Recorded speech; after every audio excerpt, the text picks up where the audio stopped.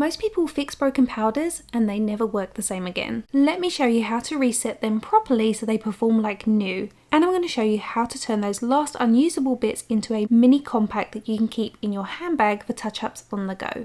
First off, I'm going to show you what not to do. Here you can see exactly where you might be going wrong. If the powder is too chunky, it won't saturate through evenly. If you pour too much alcohol on, especially 70%, it becomes too wet to even press and you'll get dry lumps and an uneven surface. You'll often find that the blush expands past the pan and you waste so much of the product.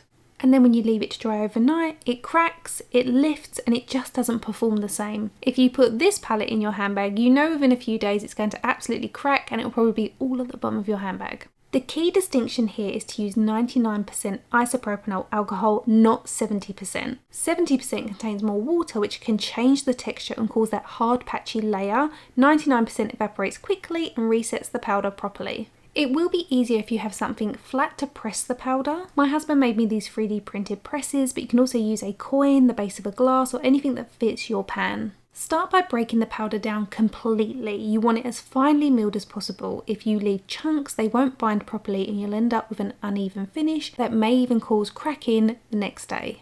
If you prefer, you can also pour this powder out into a separate container to really break it up, and then that way it will be a little bit tidier. I'm using a spatula, but I'm just doing it inside the palette itself just to show you, but sometimes it is easier to decant all of this into a separate container. Now our powder is finely milled, it's time to pour in a tiny amount of IPA, and remember 99.9%, not 70. Like with most things in life, less is more. Add your liquid very slowly. We're looking for a thick paste. If it becomes too wet, we won't be able to press it. If you want to avoid cracking, it's important to take your time with the mixing. Make sure everything is evenly combined and there's no dry pockets. Once you've combined most of the powder and it's very thick, you can then add a drop more of the IPA. And when I say a drop, I really do mean a drop, because there is no coming back from applying too much. We're not looking for a soup. Once we have this thick paste, we can start using our spatula to flatten the mixture and press it right into the corners of the pan.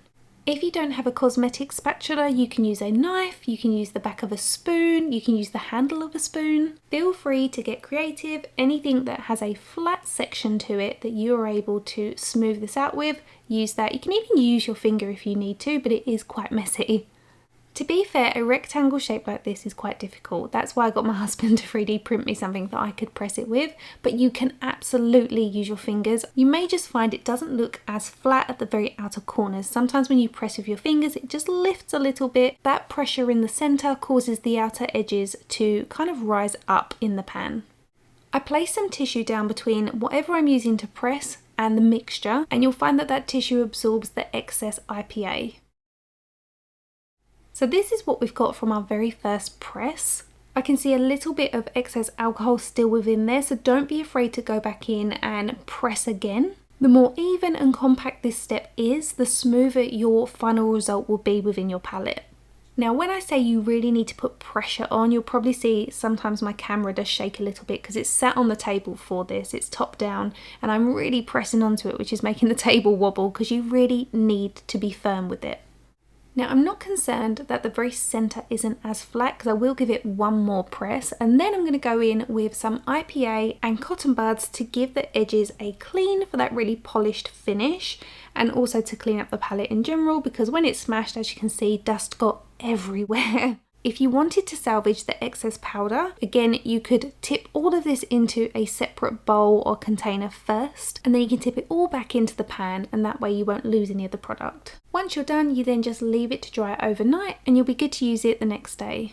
Before I move on to the mini compact, I'm going to show you one more quicker recap with this blush, because it's round and I wanted to show you that you could also do a different shape. Remember to really break it down so it's really finely milled. You're going to add a very small amount of 99.9% alcohol, mix it into a thick paste, cover it with some tissue, then take something like what I'm using here, something that's a very similar size to the pan. Before I got my husband to print these 3D printed presses, I'd use the bottom of a glass.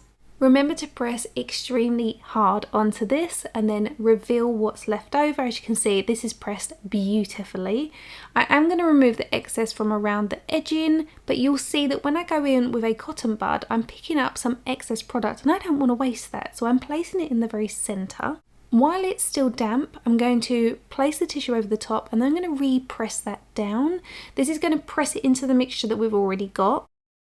Now this initial press won't look perfect. What it's going to do is just flatten it for me. Then I'm going to take a very, very small amount of the alcohol and just put it in the center.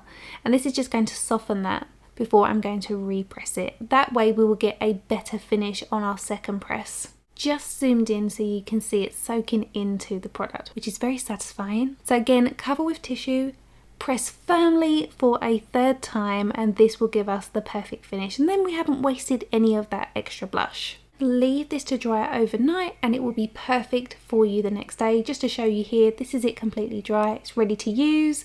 We don't have an uneven surface. It hasn't changed the texture of the product. Next up, I'm going to show you how to create a mini compact. If, like me, you use the Charlotte Tilbury Airbrush Flawless Powder, you'll have plenty of these pans left over where you have excess product that you feel like is just wasted.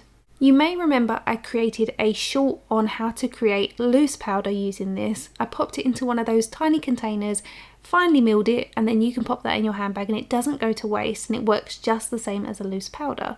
But sometimes a pressed powder just gives a different finish. As you can see, I've used the spatula to break up the rim of the powder that we have remaining in our pan.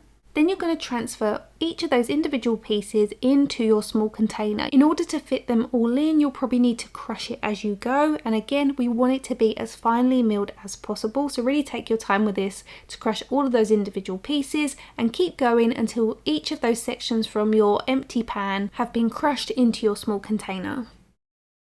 A little tip in order to pour this into your small container and not drip it everywhere is to pour it down the length of your spatula. You can also do this down the length of a straw. You might get a little bit on the table, but it's a really great way to drip fluid into something that's small without pouring it everywhere. So once again, mix that into a thick paste, and then we're going to pop some tissue in, press it down firmly, and this is going to absorb any of the excess alcohol. And there you have your perfect mini compact. So if you prefer a pressed powder over a loose powder, now you have a mini one for your handbag that you can carry around with you or take on travels with you.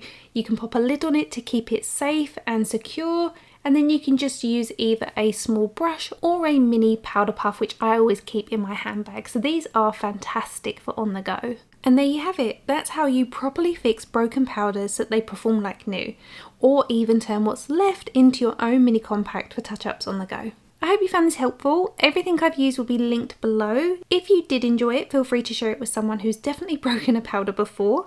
And if you're new here, I'd love you to subscribe, give this tutorial a thumbs up, and check out my other tutorials to help you feel more confident with your makeup. Thank you for watching, and I'll see you next week.